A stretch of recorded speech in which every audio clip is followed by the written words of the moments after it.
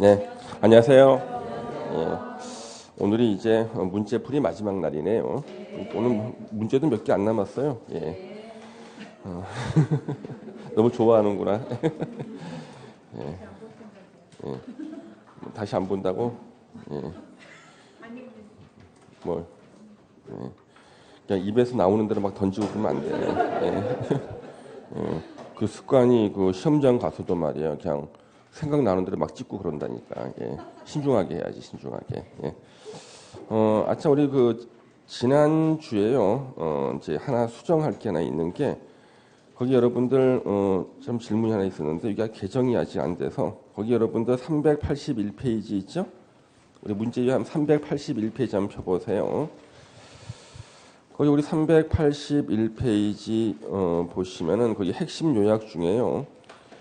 우리 그 리모델링은요. 노후화 억제나 기능 향상을 위해서 대수선하거나 증축하는 게 리모델링이잖아요. 그래서 우리 책이라든가 이런 데 보면 이제 대수선도 나오고 리모델링도 나오죠. 그렇죠? 예, 증축형 리모델링. 또 그중에서 또 수직 증축도 있고요. 근데 여기 대수선 리모델링은요. 자, 대수선은 사용 승인일로부터 또 사용 검사일 사용 승인일로부터 10년이 경과된 공동주택을 이제 대수선하는 걸 말한다. 요거는 이제 대통령령에 있어요. 대통령령에. 그러니까 이쪽 파트에 있는 게 아니라 조문이 떨어져 있는 거야. 그러니까 우리 책에 우리 기본서 같은 데 보면은 그냥 대수선만 딱 나와 있잖아요. 뭐 이 대수선에 대한 상세한 설명은 그 조문에 있는 게 아니라 대수선을 위해서 조합 설립을 할 때 10년이 지났다는 서류를 첨부하게 돼 있어요. 예. 10년이 지났다는 서류를. 그래서 현재 우리 대수선을 통한 리모델링은 10년이 지나야지만 요 조합을 설립할 수 있는 거예요. 그러니까 이게 중요한 게 이거 물어보진 않았습니다만은 근데 여러분도 아시겠지만 10년이 바뀌잖아요. 계속 15년이 바뀌는데 현재 지금 요 10년이 맞아요. 그러니까 대수선을 하기 위한 리모델링, 예, 그 조합을 설립할 때, 그러니까 리모델링을 할 때 증축형 리모델링을 위한 조합 설립할 때가 있고 대수선을 하기 위한 리모델링 조합을 설립할 때가 있어요. 거기까지 설명 안 드리려고 했는데 그때 서류 중에 하나가 대수선 할 때 리모델링 조합을 설립할 때는 10년이 지났다는 것을 증명하는 서류를 첨부하게 돼 있다고. 예. 그럼 만약에 그럼 우리가 증축형 리모델링은요. 이거는 15년 이상 지나야 되죠. 증축하기 위한 리모델링 조합을 설립할 때는 15년이 지났다는 서류를 첨부하게 돼 있어. 예. 그건 아주 구석진 조항이라고 아주 구석진 조항. 거기까지 시험 나오면은 우리는 쓰러져. 우리는 아니 우리가 아니다. 여러분은 쓰러져. 예. 예. 그래서 이제 그걸 갖다가 굳이 물어볼 필요는 없는데 요약 정리할 때 한 줄 써놨는 게 바로 10년이 경과됐다. 이 서류를 첨부해야 되기 때문에 리모델링은 두 가지잖아요. 대수선을 통한 리모델링, 증축을 통한 리모델링. 그러면 증축을 통한 리모델링에는 15년 이상이 지났다는 게 우리 조문에 나오고 이걸 증명하는 서류를 첨부해서 리모델링 조합을 설립하고 그다음에 대수선을 위한 리모델링 조합도 만들 수가 있어요. 그때는 10년이 지났다는 것을 첨부하게 돼 있다고요. 근데 이게 15년으로 바뀐다 그랬는데 안 바뀌었단 말이야. 그래서 지금 거기 388페이지 문제 7번을 보시면은요. 옳은 거 찾기잖아요. 물론 4번이 옳은 거잖아요. 그러니까 1번도 옳은 거예요. 1번도 10년이 경과된 공동주택을 대수선을 말한다. 그래서 1번도 옳은 것도 해주시면 되겠어요. 예. 그래서 제일 이제 안타까운 게 바꿀 것처럼 해놔서 미리 뭐 바꿔놓고 그러면 안 바꿔놓고 있고요. 별로 안 좋은 소식도 많아요, 여러분들한테. 안 좋은 소식. 예. 8월 달에도 법이 개정된 게 있고, 예, 우리 주택법 8월 달에도 개정된 게 있고, 그 다음에 이제 또 개정한다고 엊그저께 뉴스 나왔죠.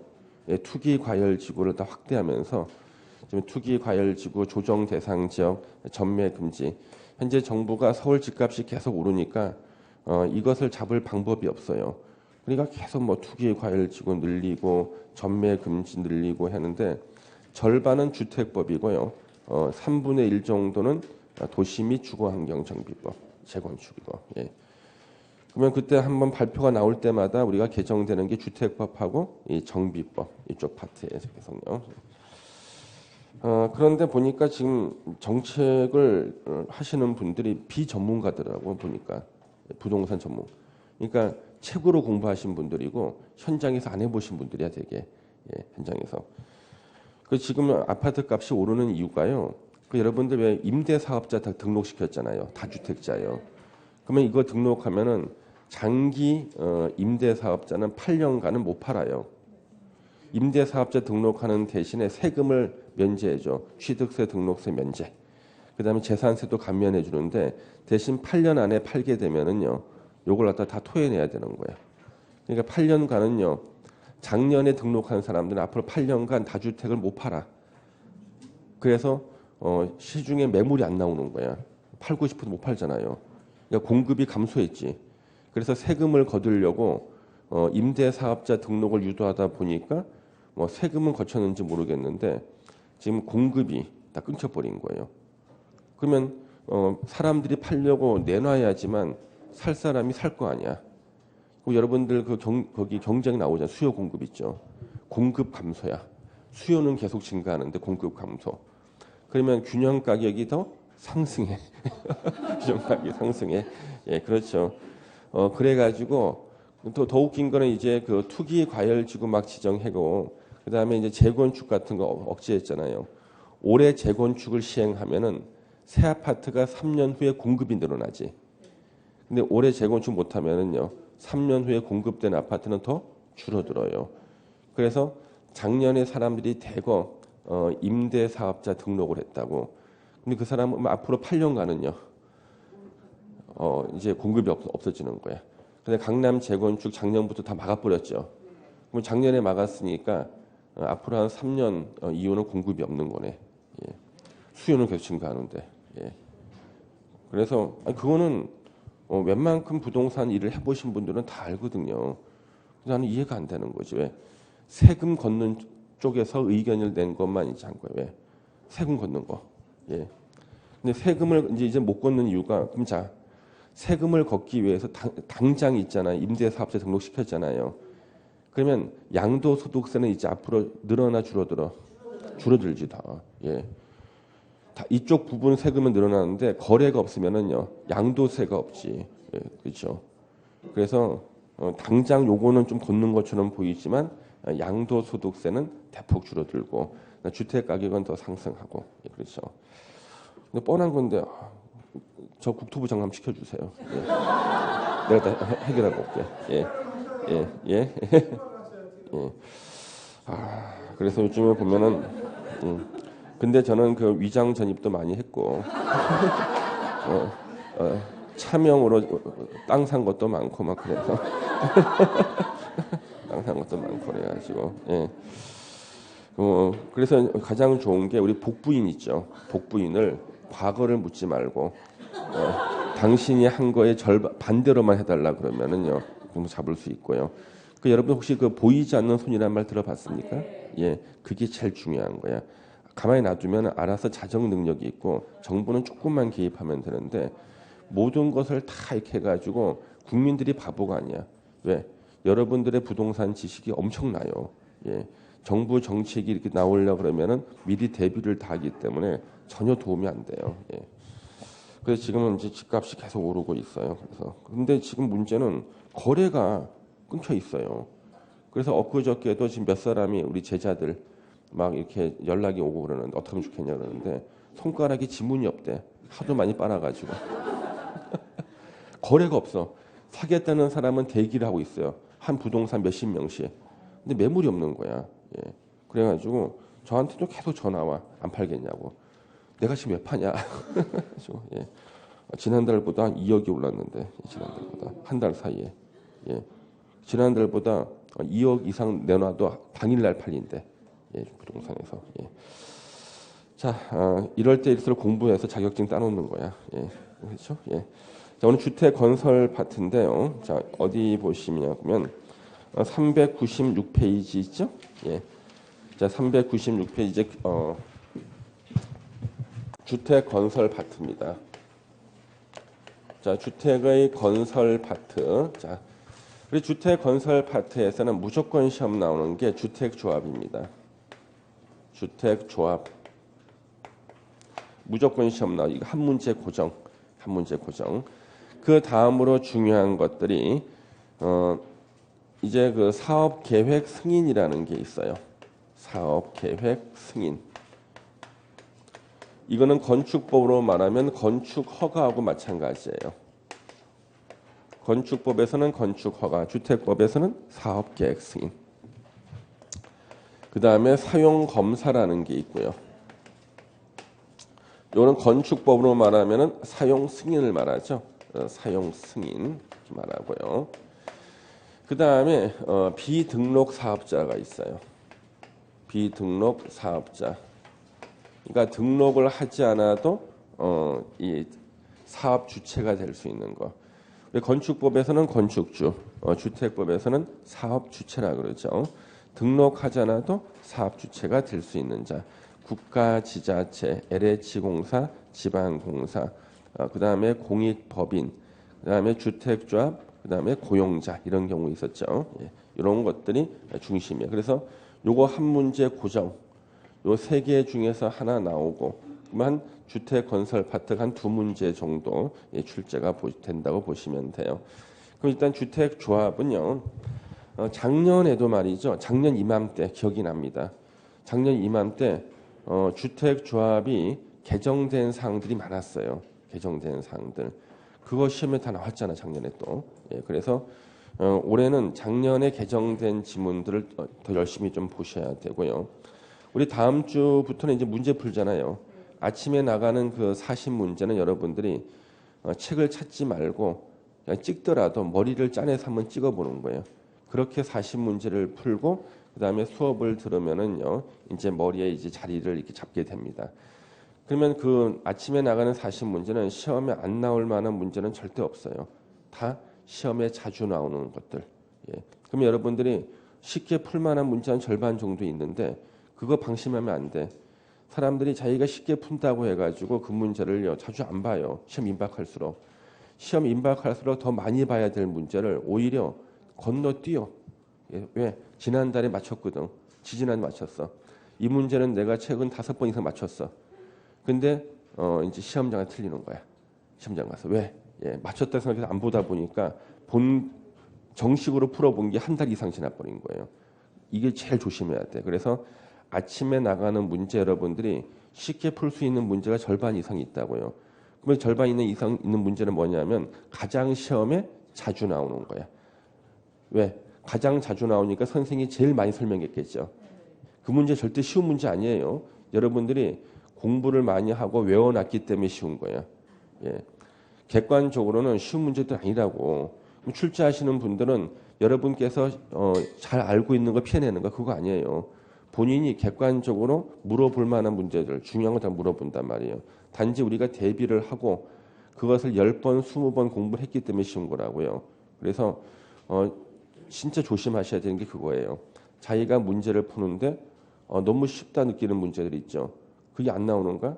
그게 다 쉬운 문제야. 예, 그거 푸셔야 되고. 그 다음에 한 번 더 읽어보면 맞힐 수 있는 문제. 비록 틀렸지만 그런 것 있죠.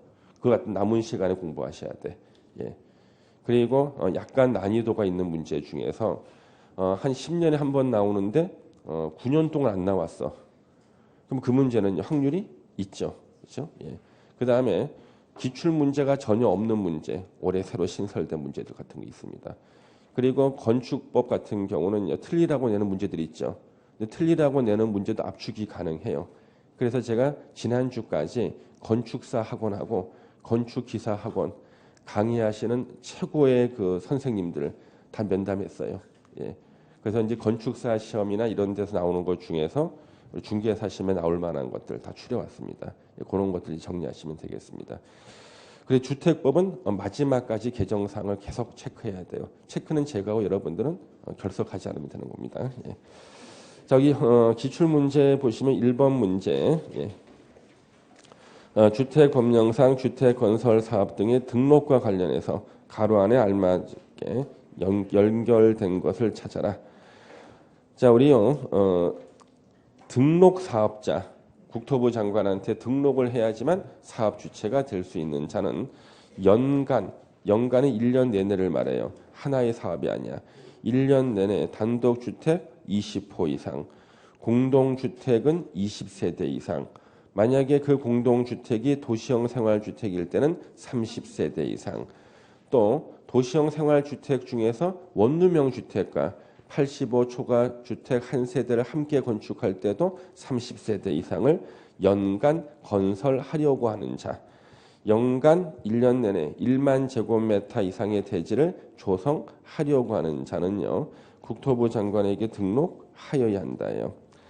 그래서 사업 주체가 되기 위해서 등록 사업자가 되기 위해서 등록해야 되는 요건, 단독주택은 연간 20호 이상, 공동주택은 연간 20세대 이상을 건설하려고 하는 자, 공동주택은 예외가 30세대 이상이 있다. 대지는 1만 제곱미터 이상이죠. 예. 그래픽을 보시면 되겠네요. 그래서 20하고 1만, 2번이 정답이구나. 예. 자, 2번은 이제 주택 조합에 대한 거고요. 작년도 기출 문제. 작년도 열심히 외웠던 거 그대로 다시 한번 나와줬어요. 1번 지문, 지역주택조합의 설립인가를 받으려는 자. 요거는 지역주택조합과 직장주택조합 두 개에만 적용이 되고요. 1번은 리모델링 주택조합은 적용이 안 돼요. 그래서 지역과 직장주택조합 설립인가를 받으려면은 주택을 건설할 땅이 확보가 돼야 되죠. 그래서 최대한 대지 80% 이상에 해당하는 토지의 사용 권한을 확보해야 됩니다. 최소 80을 확보해야 된다. 지역하고 직장주택조합 둘에 적용되는 게 1번 지문이고요. 2번이 작년에 신설된 조문이었어요. 탈퇴한 조합원은 부담한 비용의 환급을 청구할 수 있다. 근데 하나 더 알아두셔야 돼요. 탈퇴한 조합원뿐만 아니라 제명된 조합원, 제명된 조합은 똑같아요. 환급 청구할 수 있어요. 그러니까 우리가 잠시 착각할 수 있는 게 제명된 사람한테는 환급 안 해주는 거 아닌가? 제명된 사람한테도 환급해줘야 돼. 탈퇴하거나 제명된 경우. 예. 그래서 탈퇴한 조합원뿐만 아니라 제명된 조합원에게도 비용을 환급해줘야 된다는 거. 예. 탈퇴한 조합원 뒤에 가로하고 제명된 경우 포함 이렇게 돼 있어요. 자, 3번은 주택 건설 예정 세대에서 50% 이상의 조합원으로 구성합니다. 최소한 조합원은 20명 이상이어야 된다. 정답이 너무 쉬운 데 있어, 3번에. 그렇죠? 그래서 만약에 300세대 지역이나 직장주택조합을 300세대 이상을 건설한다. 조합원은 최소 150명 이상이 돼야 돼요. 근데 만약에 30세대를 갖다가 건설할 때는 조합원이 몇 명 이상이 돼야 돼? 20명. 최소 20명이니까 15명이 아니라 20명 이상이 돼야 돼요. 근데 이런 조합원 수에 대한 제한은 리모델링 주택조합에는 적용하지 않습니다. 그래서 리모델링 주택조합은 20명이 안 되더라도 괜찮아요. 예. 그래서 아예 문제에다 가로에 리모델링 주택조합은 제외라고 써놨죠. 예. 그 다음에 4번 지문. 지역주택조합이나 직장주택조합은 구성원을 위해서 건설하는 주택을 조합원에게 우선 공급할 수 있다야. 지역하고 직장주택조합은 법조문에는 단 리모델링 주택조합 제외라고 돼 있어요. 그러니까 한꺼번에 그 위에 가로 써놓은 거예요. 리모델링 주택조합은 절대 조합원들한테 주택을 공급하는 게 아니에요. 리모델링 하는 거예요. 근데 시험에서는 리모델링 주택조합이 조합원에게 주택 공급한다고 틀린 지문으로 4문제나 나왔어요. 지역하고 직장주택조합만 우선 공급할 수 있는 겁니다. 5번 조합원의 공개 모집 이유. 이것도 작년에 신설된 조문이에요. 조합원의 사망, 자격 상실, 탈퇴 등으로 인한 결혼을 충원하거나 미달된 조합원을 재모집하는 경우에는 신고하지 아니하고 선착순의 방법으로 조합원을 모집할 수 있다. 선착순이라는 단어가 역사상 최초로 법조문에 들어왔습니다. 선착순. 원래 우리 법학을 공부한 사람이 법조문을 만들 때는 신청서의 접수순이라는 단어를 쓰게 돼 있어요. 항상 신청서의 접수순이야. 우리 머릿속에 의미는 선착순이다 이렇게 하는데 이분은 법학을 공부 안 하는 사람이 실무 책임자였나 봐요. 선착순이라는 단어를 쓴 거예요. 선착순. 뭐 선착순. 저기 축구 골대까지 2명 선착순. 이건 무슨 선착순이 나왔습니다. 그래서 어쩔 수가 없죠. 예, 그래서 5번 지문이 작년에 새로 신설된 겁니다. 예, 선착순. 예. 자, 우리 3번 지문 있죠. 3번 문제 있죠. 나 이것도 보면 열받아요. 3번 문제 25일 때 나왔거든요. 밑에 5번 문제도 25일 때 나왔거든요. 같은 문제를 두 문제를 낸 거야. 같은 걸요. 3번 문제 먼저 보시면 인가 대상 행위가 아닌 것은 3번을 물어보는 거죠. 국민주택을 공급받기 위해서 설립한 직장주택조합은 설립 신고만 하면 되죠. 변경도 신고, 해산도 변경에 포함되죠. 해산도 신고야. 그렇죠? 설립 신고, 변경 신고, 해산 신고잖아. 나머지는 다 인가고요. 그러면 밑에 5번 문제 먼저 보세요. 주택조합에 관한 설명으로 틀린 것은 거기 3번 지문 보시면 국민주택을 공급받기 위해서 직장주택조합을 설립하려는 자는 시군구청장에게 신고하여야 한다. 이거 옳은 지문이죠. 그럼 같은 걸 지금 3번하고 5번에 25회 때는 두 문제를 내버렸죠. 이런 일이 왜 생기는가? 주택법을 갖다가 시험 출제하실 분이 한 분밖에 없어요. 예, 당시에는 두 분이 있었어. 당시에는 두 분. 한 분은 돌아가셨고 지금 두 분이기 때문에 제3자가 이것을 검토를 해줘야 되는데 검토를 갖다 할 사람이 없어요. 주택법만큼은. 그래서 우리 주택법 기출 문제를 보면은요. 다른 법은 홀수의 때 나오는 문제, 짝수의 때 나오는 문제 이렇게 좀 나눠진다고요. 왜? 2교대로 출제를 해서 그래. 근데 주택법은 교대를 해줄 사람이 없어요. 그래서 같은 문제가 계속 나와. 예, 교대라는 게 없어. 예, 주택법은요. 그리고 주택법은 이것을 갖다가 검토해 주실 분이 없어요. 주택법은요. 그걸 제가 느끼는 게 제가 민간 자격증 시험 출제를 갖다가 6년을 연속했었어요. 6년을. 민간 자격증 시험. 예. 민간 자격증 시험 출제하시러 오시는 분들 저만 빼고는 다 공인중개사 출제위원들이에요. 그러면 이분들이 이제 법을 선택해요. 자기가 어느 법을 내겠다고 선택하는데 다 일찍 오셔요. 3시에 회의하기로 했는데 2시 전에 다 오시는 거야. 왜 일찍 올까? 쉬운 거 먼저 선택하려고. 그래서 다 국토계획법하고 도시개발법만 선택해. 다 그거 제일 잘 알아. 선택하고 좀 늦게 오시는 분이 있죠. 제일 늦게 오는 분이 선택하는 게 뭐야? 주택법이야. 주택법. 나는 항상 3시에 딱 정확히 가. 딱 가면은 이미 다 끝내놨어. 그래서 저 박 교수님께서 주택법 하셔야겠다는 거야. 주택법. 근데 하나만 더 하시면 안 되겠니? 도시 및 주거환경정비법. 두 개는 아무도 안 하려고 그래. 특히 주택법은요. 저 외에는 없어. 저 외에. 그래서 제가 낸 문제는 저만 제 스스로 검토해. 다른 분들한테 검토를 맡기잖아요. 다 도망가요. 왜? 검토하려고 말했다가 다 틀리거든요. 예. 그래서 심한 경우는 10년 전에 개정된 것을 갖다가 모르시는 분들도 많아요. 예. 그래서 주택법은 아무도 뭐라고 하지 않더라. 그래서 결국에는 제가 주택법을 비롯한 모든 법을 최신 개정 법률로 제가 다 검토를 이렇게 해요. 근데 한 40문제 나오는데 40문제 나오는 시험도 있고 25문제 나오는 시험도 있는데 절반 이상이 다 제가 다 고쳤어요. 개정된 것들 다 고쳤습니다. 자, 그래서 지금 이런 일이 생기는 거예요. 25회 때는 당황스러운 거예요. 3번에 나왔던 게 다시 5번에 또 나왔죠. 그렇죠? 예. 우리 5번 문제 먼저 같이 풀어보겠습니다. 틀린 거. 자, 1번에 등록 사업자하고 공동으로 주택 건설 사업을 하는 주택조합은 등록하지 않고도 공동주택 건설 사업을 시행할 수 있다. 왜? 주택조합은 비등록 사업자죠. 단 언제? 등록 사업자하고 공동으로 할 때만. 그러면 20세대 이상이라는 것은 아무런 의미가 없어. 20세대 이상이라는 것은요. 왜? 당연히 20세대든 몇 세대든 다 공동으로 시행할 수 있거든요. 예, 공동으로. 그런데 이때는 이제 의미가 뭐냐 그러면은 20세대 이상이 당시에 사업계획 승인을 받는 게 20세대 이상이었어요. 지금은 30세 이상 바뀌었거든요. 그렇다고 정답이 바뀌진 않아요. 예. 그래서 20세대 이상이든 30세대 이상이든 공동으로 주택건설 사업할 수 있습니다. 예. 그 다음에 2번 지문 시험에 아주 많이 나왔습니다. 2번 지문은 뭐 별로 중요하지도 않는 시험 계속 나왔어요.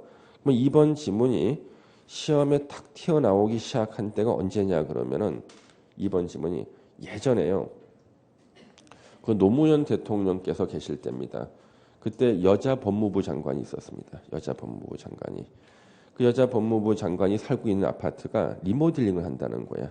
근데 그 법무부 장관인 분은 반대하는 거예요. 그래서 이게 기사에 나왔어요.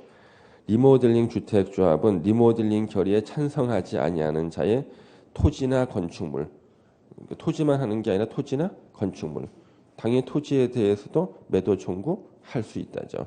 그래서 매도 청구 당할 위기에 놓였다. 이게 이제 기사에 나왔어요. 신문 기사에. 예. 아니 뭐 법무부 장관이라도 어쩔 수 없죠, 그렇죠? 예. 찬성하지 않으면 매도 청구 당할 수 있다. 그 해부터 시험에 계속 나와. 그 해부터. 예. 사람들이 이런 주문이 있다는 걸 알았잖아요, 이제요. 출제하시는 분들도. 그래서 토지나 건축물입니다. 그러니까 토지만 하는 게 아니라 토지에 대해서도 매도 청구할 수 있답니다. 예. 없다 그래서 2번 틀렸죠? 예. 4번 임대주택조합은 주택법상 주택조합에 해당하지 않는다. 맞아요. 선생님 이런 말이 왜 나옵니까? 예전에 주택법에는 임대주택조합이 있었어.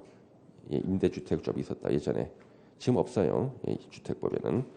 시공자와 공사계약 체계는 조합총회 의결을 거쳐야 한다. 뜬금없는 지문 나왔지만 이 자체는 옳은 지문이고요.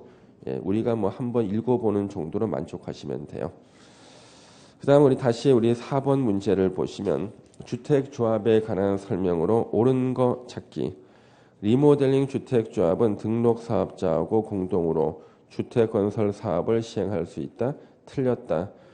리모델링 주택조합은 주택건설 사업을 시행하는 게 아니다. 등록사업자하고 공동으로 주택건설 사업 시행하는 조합은 지역주택조합이나 직장주택조합만 가능해요. 예. 2번 등록사업자하고 공동으로 주택건설 사업을 하려는 주택조합은 국토부 장관에게 등록하지 않는다. 비등록사업자. 비등록사업자 주택조합은 등록사업자하고 공동으로 할 때는 비등록이에요.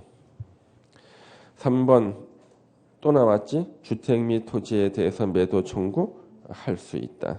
예. 4번 국민주택 공급받기 위해서 또 나왔지? 이거 인가 아니죠? 신고잖아요. 신고잖아요. 4번이 틀렸다고 그래서 아 이분은 잘 아시는구나. 어디가 틀렸습니까? 승인이래 승인. 아니고 신고야 신고. 예, 신고. 예. 그는 보세요. 지금 22회 때도 4번 지문 나왔고 25회 때는 2개나 나왔고 뭐 다른 데는 안 나왔는가? 똑같은 기출 문제는 제가 삭제해 놨어요. 너무 똑같아가지고. 예. 그래서 여러분들이 보기에 일단 많이 나왔죠. 근데 내가 최대한 줄여 삭제했는데도 계속 나와요. 똑같다니까 문제 지문이 계속. 예. 그런데도 틀려. 그런데도. 예. 그다음에 5번 지문 보세요. 리모델링 주택조합은 주택건설 예정 세대수의 2분의 1 이상의 조합원으로 구성하되 조합원 20명 이상 단 리모델링 주택조합에 이게 적용되지 않아요. 지역하고 직장주택만. 선생님 여기 왜 2분의 1로 나와 있죠? 50% 아닙니까? 이 문제가 출제가 될 때는 2분의 1이었어요. 그러다가 작년에 개정했어요. 2분의 1을 50%로. 의미는 같죠. 50% 나오던 2분의 1 나오던 똑같아요. 절대 오답 아니에요, 여러분요. 예. 일부러 그걸 알려주기 위해 제가 50%안 고쳐놓은 거예요. 자, 이제 넘겨서 이제 6번 문제 보시겠습니다. 작년도 기출 문제예요. 작년에는 주택조합이 2문제나 나왔다니까요. 왜 작년에 2문제 나왔을까? 개정이 됐기 때문에 신설된 주문이 많아서. 6번에 지역주택조합의 조합원에 관한 설명으로 틀린 거. 조합원의 사망으로 그 지위를 상속받는 자는 조합원이 될 수 있다. 그렇죠? 이때는 조합원 자격 요건을 갖추지 않아도 된다야. 그래서 만약에 자기 아버님께서 무주택자였어. 그래서 지역주택조합 가입 자격이 되는 거야. 예. 그런데 아버님이 돌아가셨는데 아들이 상속인인 아들이요 주택을 100채를 갖고 있어. 그래도 그 상속을 받을 수 있어. 조합원 지위를 상속할 수 있는 거예요. 예. 나쁜 놈이네. 아버님 무주택자 자기는 100채고. 그렇죠? 2번 조합원이 근무로 인해서 세대주 자격을 일시적으로 상실했다. 그럼 이게 뭐예요? 정당한 사유가 있는 거지. 이때는 조합원 자격이 있는 것으로 본다. 맞죠? 3번 조합 설립 인가 후에 조합원의 탈퇴로 조합원 수가 주택 건설 예정 세대 수의 50% 미만이 될 때 결혼이 발생한 범위에서는 조합원을 신규로 가입하게 할 수 있습니다. 그래서 우리 조합 설립 인가 후에는요 원칙적으로 지역이나 직장 주택 조합은 조합원을 교체하거나 신규 가입이 금지야. 그렇죠? 요거는 한번 볼까요? 우리 지역이나 직장 주택 조합은요 원칙적으로 조합 설립 인가 후에는요. 조합 설립 인가 후에는 조합원을 교체하거나 또는 신규 가입이 금지예요. 가입이 금지라고요. 원칙. 근데 예외가 있어요. 예외가 두 가지. 추가 모집 승인을 받거나 조합원 추가 모집 승인을 받거나 조합원이 사망 등등의 사유로 충원 사유가 생겼을 때는요. 교체나 신규 가입이 가능하다. 그러면 원칙은 금지인 경우가 지역 직장 주택 조합에만 있고요. 우리 리모델링 주택 조합은 아예 처음부터 교체 신규 가입을 금지하는 조문 자체가 없어. 그러니까 리모델링 주택 조합은 조합원 수에 대한 제한이 없기 때문에 20명이 안 돼도 되고 교체나 신규 가입이 자유로워. 팔고 나가면 산 사람이 조합원 되는 거니까. 그래서 지역이나 직장 주택 조합 원칙이 조합 설립 인가 외에는 교체나 신규 가입 금지. 예외가 두 가지가 있다. 추가 모집 승인을 받거나 충원 사유가 있어서 충원할 때는 괜찮다야. 그럼 저기 추가 모집 승인이 어떤 거냐 그러면요. 여러분들 왜 우리 지역 주택 조합이 만약에 300세대를 짓겠대. 그러면 150명이면 일단 조합 설립 인가를 받을 수가 있잖아요. 나머지 150명은 어떻게 하냐 그러면 추가 모집 승인을 받아서 이제 150명을 채우는 거야. 추가 모집 승인 받아가지고. 그때 우리가 흔히 법에는 없는 얘기인데 관례상 제1조합원, 제2조합원 그래요. 관례상. 나 웃긴 게 그래요. 자기가 이번에 조합에 가입하라고 누가 권유를 하는데 자기가 가입하는 조합원이 제2조합원이라는 거야. 이분은 제2조합원이라는 게 법에 있는 줄 알고 있어. 예. 제2조합원 그래서 그 혹시 지역주택조합 아니에요? 그랬더니 이분은 주택조합은 다 똑같은 줄 알아. 조합은 재개발조합하고 재건축조합, 지역주택조합을 구별을 못해. 예? 도시개발조합도 하고 구별을 못해. 조합은 하나만 있는 줄 알아. 내가 너무 충격을 받아가지고 그거 아니에요 막 그랬거든요. 근데 더 충격적인 게 있어. 더 충격. 여러분 들으면 충격받을 겁니다. 말 못하겠는데. 충격 안 받는다 얘기해봐. 그분이 당시 재개발 조합의 조합장이었어요. 재개발 조합의 조합장인데 이분은 대한민국의 조합이라는 것은 재개발 조합만 있는 줄 아는 거야. 예. 도시개발 조합도 있고 주택 조합도 있잖아요. 예. 와, 나 너무 놀랐어. 우리 학생 중에 한 분이었어요. 예. 이분이 재개발 조합의 조합장이었다고요. 너무 충격받은 거예요. 그럼 이분이 왜 그 정체가 탄로가 났냐 그러면요. 질문을 잘못한 거야. 예. 그날이 무슨 시간이었냐 그러면 주택법의 주택조합을 설명하는 시간이었어요. 예. 그랬더니 이분이 손을 들고 질문하신 거예요. 저한테 지금 조합 설명을 잘못하고 있다는 거야. 예. 조합은 그렇게 설립되는 게 아니라는 거야. 예. 아주 그냥 심각하게 얘기하시는 거예요. 그래서 제가 저 맞는데요. 제가 가르친 게 맞아요. 그랬더니 아니라는 거야. 자기가 더 잘한대. 왜? 자기가 조합장이라는 거야. 그래서 제가 조합장이신데 근데 이상해가지고 진짜 조합장이신데 제가 가르친 거 외에 다른 방법으로 설립을 하고 조합장이 되신 줄 알았어 저는요. 근데 이럴 리가 없거든요 절대로. 그래서 제가 물어봤어요. 어디에 조합장이시냐 그랬더니 어디라는 거야. 거기는 지역주택조합이 아닌데 거기는 재개발조합인데 재개발조합장인 거예요. 예. 그래서 내가 충격을 받았습니다. 그리고 많은 학생들은 더 충격을 받았어요. 왜? 그 조합의 운명 때문에. 그 조합이 어떻게 되겠습니까? 예, 조합이. 예. 예, 너무 충격을 받은 거예요. 예. 그래서 여러분들 황당은 많지 그렇죠? 예. 자기가 있는 재개발 조합만 대한민국에 있는 조합인 줄 알아. 그러고 있어요. 예. 많은 사람들이 그러고 있어요. 그래서 최근에도요. 자기가 제2조합원으로 가입하라 그러다는 거예요. 그러면 이건 뭐냐면 지역주택조합에 추가 모집 승인으로 들어가는 인원이야. 그러니까 300세대 지을 때 150명은 있잖아. 이게 제1조합원이라 그래. 그냥 관례상. 그다음에 추가 모집되는 나머지 150명을 우리가 제2조합원이라 그래서 그거는 지역주택조합인데요. 절대 가입하시면 안 된다는 거예요. 자기 친구가 자기한테 적극 권했대. 가입하라고. 저 혹시 그 친구 오래간만에 전화한 친구 아닙니까? 그랬더니 10여 년 만에 전화했대. 그게 왜냐하면 수당이 1,000만 원이야. 요거 가입시키는 1,000만 원이야. 가입시키는 거야. 물론 별로 있잖아요. 안 좋다고 나온 거야. 별로. 사업이 지지부진하기 때문에. 그래서 이거 수수료가 1,000만 원이야 보통요. 1,000만 원.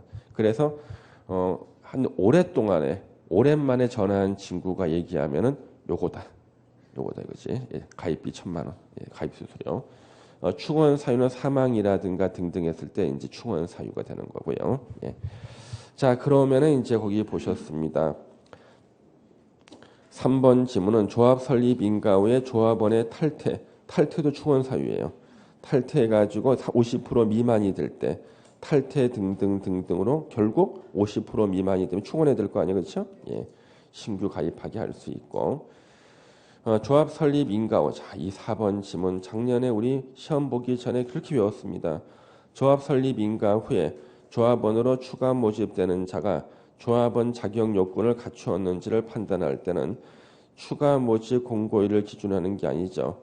조합 설립 인가 신청일을 기준합니다. 그거 외우셔야 돼. 조합 설립 인가 신청일을 기준한다. 5번도 역시 체크해서 외워야 돼. 이것도 계속 나오는 거예요.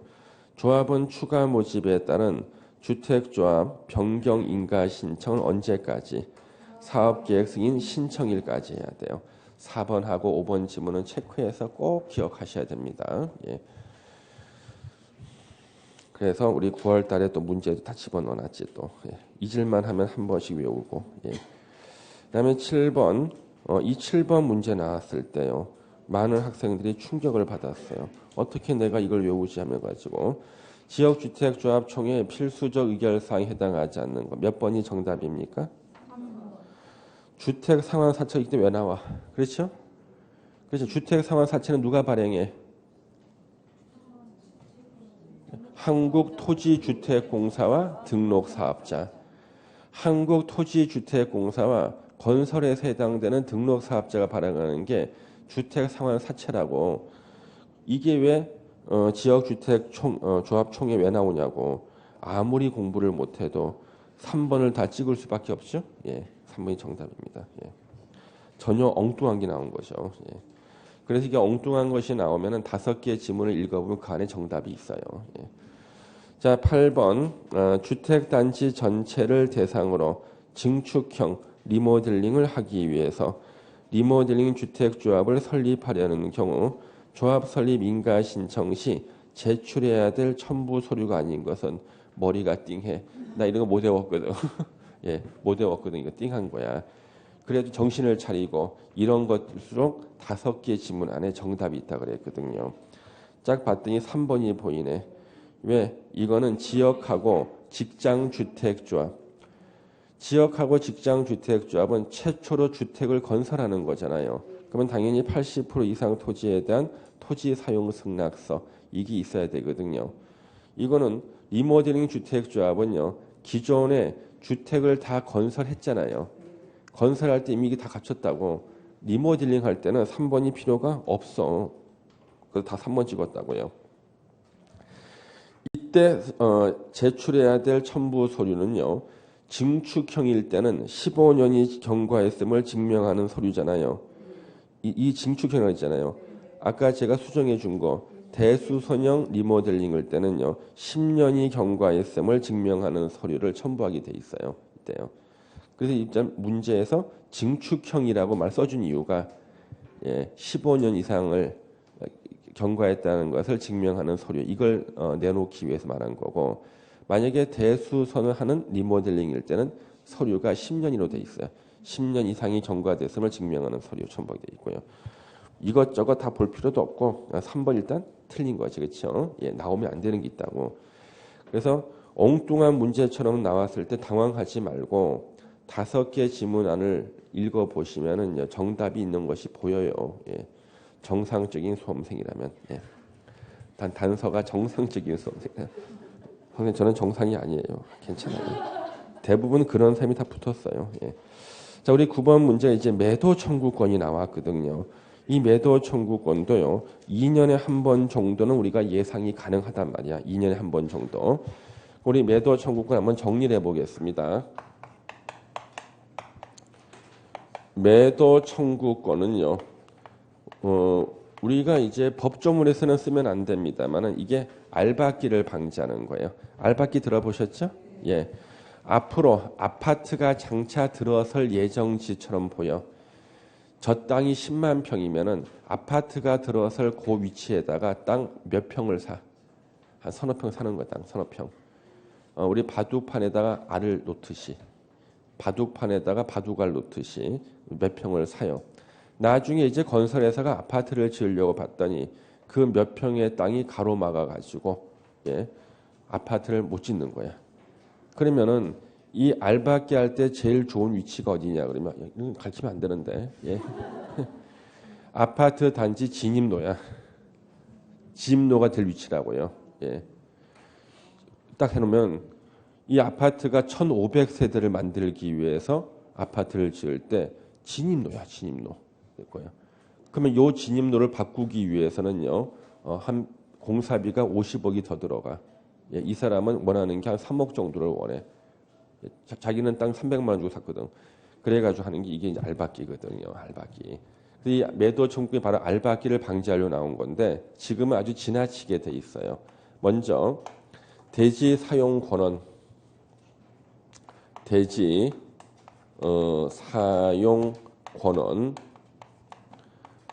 대지 사용 권원 80% 이상을 확보했을 때. 이 얘기는 뭐냐면 그림으로 그리잖아요. 대지가 이렇게 있는데 현재 대지 면적이 100이래요. 이럴 때 사업 주체가 80%의 대지를 확보했다. 확보하지 못한 게 20%죠.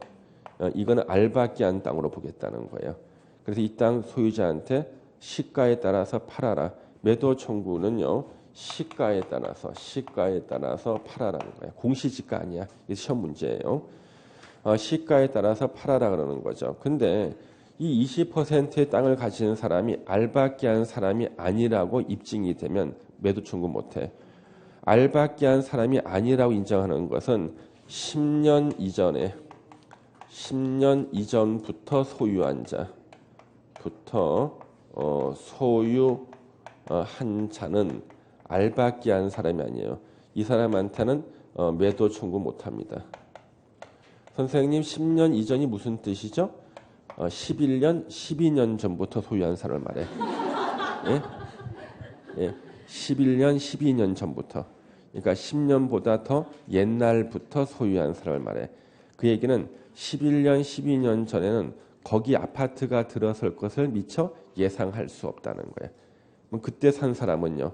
알박기 목적으로 산 사람이 아니기 때문에 이 사람한테는 달라는 돈을 다 주고 사야 돼.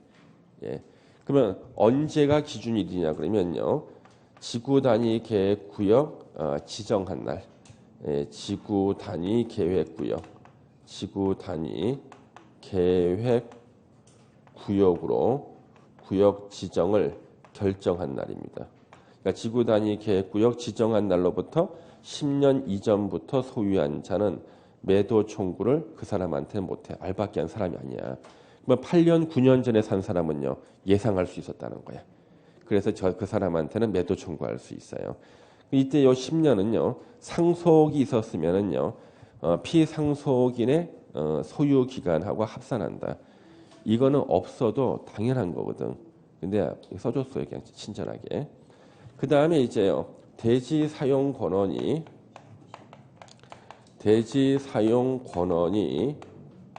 권원의 95% 이상을 확보했다. 사업 주체가. 뭐 현재 확보하지 못한 면적이 5%잖아요. 5%는요. 100년, 200년 전에 소유했다 할지라도 모든 토지 소유자에게 팔아라. 매도 청구할 수 있다는 거예요. 그리고 우리가 납득이 안 되는 게 바로 이거예요. 우리가 이거는 이해가 돼. 80% 이상 확보했을 때 확보하지 못한 20%는 이거는 알박기 한 것으로 추정을 하고 10년 이전부터 소유한 사람은 알박기 한 사람이 아니다. 이렇게 인정한다고. 그런데 95%를 확보했다 이거야. 그 나머지 5%는 이거는 알박기 여부를 갖다가 확인도 안 하고 무조건 매도 청구할 수 있다는 거예요. 100만 평에서 5%는 5만 평이죠. 5만 평이 종중 땅이야. 예. 조선시대 세종 때 공신전으로 하사받은 땅이야. 상속은 다 합산하죠. 다 상속이잖아. 예. 문중 땅은 다 상속이라니까. 500년 전에 세종대왕께서 땅을 하사하면서 이 땅 갖고 있어라. 500년 후에 알박기라는 여기 아파트가 들었을 건데 알박기라는 게 그때 등장한다. 부르는 게 값이 될 것이다. 공신이 너한테 주겠다. 500년 후에 빚을 발할 거다. 이게 말도 안 되잖아요. 근데 5%는 몇 년 전에 소유했던 것을 묻지 않고 무조건 다 매도 청구할 수 있다. 이거는 건설회사한테 유리한 주문이죠. 예, 이거 만들어 놓은 거야. 비판받고 있어 이거요. 그러면 80% 이상 확보라는 것은 95% 미만까지를 말하는 거예요. 그렇죠? 80% 이상. 왜? 80% 이상 확보를 안 하면은요, 매도 청구를 못 해. 최소한 80%를 확보해야지만 사업계획 승인 받고, 사업계획 승인 받은 자만 매도 청구 가능해. 그래서 사업계획 승인 받기 위해서는 80% 확보. 사업계획 승인 받은 자가 매도 청구. 예. 요 이해되시죠? 근데 매도 청구하기 전에는 3개월 이상 협의를 해야 돼. 일단 협의는 해야 됩니다. 협의를 해야 된다. 3개월 이상 협의. 그리고 시가에 따라서 매도 청구하고. 근데 매도 청구했는데요. 매도 안 하면 어떡해요? 그때는 이제 주택법 분야가 아니라 민사소송법이 있어요. 거기 가면은요. 매도 청구 소송이라는 게 딱 대기를 하고 있어요. 여러분들이 공부했던 형성 판결, 형성에서 들어봤죠? 바로 형성에서야. 그래서 매도하라는 판결을 내줘요. 얼마에 매도하는 판결. 그래서 버틸 수가 없다. 자, 그러면 이제 까먹기 전에 바로 이제 9번 문제 풀어보겠습니다. 옳은 거 찾기. 주택 건설 대지의 사용 권한을 확보하지 못한 건축물이 있다. 그 건축물도 역시 매도 청구 대상이 돼. 왜? 건축물 포함이거든. 토지 위에 건물이 있으면 같이 포함합니다. 1번 틀렸죠? 2번 매도 청구일 전 3개월 이상 협의를 해야 됩니다. 3개월 이상 협의를 해야 돼요. 60일이 아닙니다. 3번 90%에 대해서 사용권을 확보했던 건 80% 이상 95% 미만이죠. 일단 모든 소유자에게 매도 청구할 수 있는 게 아니라 95% 이상 사용권을 확보했을 때 확보하지 못한 대지의 모든 소유자에게 매도 청구할 수 있다죠. 95가 돼야 돼. 한번 틀렸고.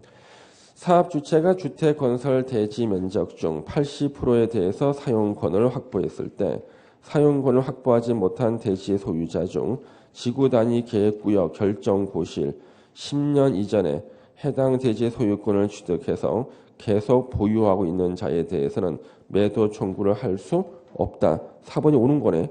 그렇죠? 예, 오는 겁니다. 5번 사업 주체가 리모델링 주택조합인 경우 리모델링 결의에 찬성하지 아니하는 자에 대해서는 매도 청구할 수 있다죠. 예. 5번 질문 계속 나온다 그랬죠? 예. 팔고 나가라. 그죠? 자, 10번에 또 매도 청구 보겠습니다. 주택건설 사업계획 승인을 받은 사업 주체만 매도 청구할 수 있어요. 그 사업계획 승인을 받기 위한 최소한의 조건이 80% 이상 권원 확보라고요. 사업 주체에게 인정되는 매도 청구권에 대한 설명으로 틀린 거 찾기. 1번 매도 청구권은 국민주택 규모를 초과하는 주택의 주택건설 사업에 대해서도 인정된다. 극히 당연해. 주택의 규모에 대해서는 전혀 제한이 없어요. 국민주택 규모 이하든 국민주택 규모를 초과하든 상관이 없어. 언급 자체가 없다니까. 인정돼요. 1번. 2번 토지 위에 건축물이 있으면 당연히 그 건축물에 대해서도 매도 청구할 수 있다. 그거는 9번의 1번 지문에 나왔죠. 예. 3번 주택 건설 대지 면적 중 95% 보세요. 9번에 3번 지문에 90% 해가지고 틀린 지문 만들어 놓다가 이번은 또 95% 써놨지. 그래서 백스페이스바 눌려가지고 0을 5로 바꾼 거야. 이상에 대해서 사용권을 확보하는 경우에는 확보하지 못한 대지의 모든 소유자에게 매도 청구할 수 있다. 그러면 3번 지문하고 10번의 3번 지문 차이는 90의 0을 백스페이스 바로 지우고 5로 바꾼 거에는 안 바꿨죠. 그렇죠? 재활용이라니까. 그래서 21회 때 먼저 내고 5를 갖다가 0으로 지운 거예요. 26회 때. 4번 사업 주체는 매도 청구 대상 토지 소유자에게 공시지가가 아니지 시가로 매도할 것을 청구할 수 있고요. 5번 또 나왔지? 3개월 이상 협의를 하여야 한다. 예. 넘겨주시고 11번 또 풀어보겠습니다. 양심이 있으면 이렇게 집중적으로 문제 푼 건 다 맞춰줘야 될 텐데. 자, 옳은 거 찾겠습니다. 옳은 거. 1번 국민주택 규모의 주택 비율을 40%로 하는. 자, 국민주택 규모의 주택 비율을 50% 이상 건설할 때는 국유지나 공유지를 그자에게 우선 매각하거나 임대해 줄 수 있다. 하나가 더 있죠. 조합이 주택을 건설할 때도 역시 그자에게 국유지, 공유지를 우선 매도하거나 또는 임대해 줄 수 있습니다. 1번하고 2번은 조문 2개가 있어요. 1번, 2번 맞습니다. 1번, 2번 맞아요. 그 다음에 3번 2년 내에 건설하지 않았을 때, 2년 내에 착수하지 않았을 때는요. 환매하거나 임대 계약을 취소할 수 있다죠. 3번은 1년이 아니라 2년이에요. 예. 그래서 현재 2번은 옳은 거죠? 2번이 옳죠. 예. 3번 틀렸고 3번이 2년이고 4번 사업 주체가 국민주택 용지로 사용하기 위해서 도시개발 사업 시행자에게 채비지 매각을 요구했을 때는 양도 가격은 감정 가격을 기준으로 하되 임대주택 건설할 때는 조성 원가로 할 수 있다야. 원칙은 뭐예요? 감정 가격. 단 임대주택 건설할 때는 조성 원가로 공급할 수 있다죠. 예, 공부한 기억이 납니다. 5번 인가받아 설립된 리모델링 주택조합은 리모델링 결의에 찬성하지 않은 자의 주택 및 토지에 대해서는 매도 청구할 수 있다죠. 그러면 지금 5번 지문에 할 수 없다 해놓고 틀렸죠 이거. 그러면 그 앞에 21회 때 그 위에 9번 문제 26회 때 역시 5번 지문 있죠. 매도 청구할 수 없다. 또 나왔죠. 예. 같은 사람이 항상 이 조문을 갖다가 5번 지문 항상 5번에만 써요. 주로. 예. 습관적으로 5번에 쓴다니까 지문을. 매도 청구 찬성하지 않는 자 계속 나왔습니다. 예. 그 다음에 여기 12번 문제 보시겠습니다. 예, 사업계획 승인권자 을 이렇게 나왔죠. 자, 사업계획 승인권자 을로부터 주택건설 사업을 분할해서 시행하는 것을 내용으로 사업계획 승인을 받았다. 이에 관한 설명으로 틀린 거 몇 번이 틀렸습니까? 3번 소송 진행으로 인해서 공사 착수가 지연되어 연장 신청을 한 경우는 그 분쟁이 종료된 날로부터 1년 범위 내에서 착수 기간 연장할 수 있다. 우리 착수 기간에 대해서는요. 이거 시험에 자주 나오는데 저희 착수 기간인데요. 먼저 공구를 분할하지 않고 사업 계획 승인을 받았어요. 사업 계획 승인을 받았다. 이때는 몇 년 내에 공사에 착수해야 되는가? 5년 내 공사에 착수해야 돼요. 이제 공구를 1공구, 2공구 분할을 하고 사업계획 승인을 받았다. 최초 공구는요 똑같아. 5년 내 공사에 착수. 법조문의 시작이라고 돼 있죠. 5년 내 시작. 그 다음에 그 이외 공구는 뭐예요? 두 번째 공구는 최초 공구 착수일로부터 2년 내에 착수해요. 그래서 가로치기가 나와. 5년, 2년 이렇게 나오잖아요. 그 다음에 착수 기간은 연장할 수가 있어요. 연장은요. 장애가 되는 사유가 다 해결되고 난 다음에 1년 이내에 연장할 수가 있다고. 1년. 예. 장애가 될 만한 게 다 끝나야 돼.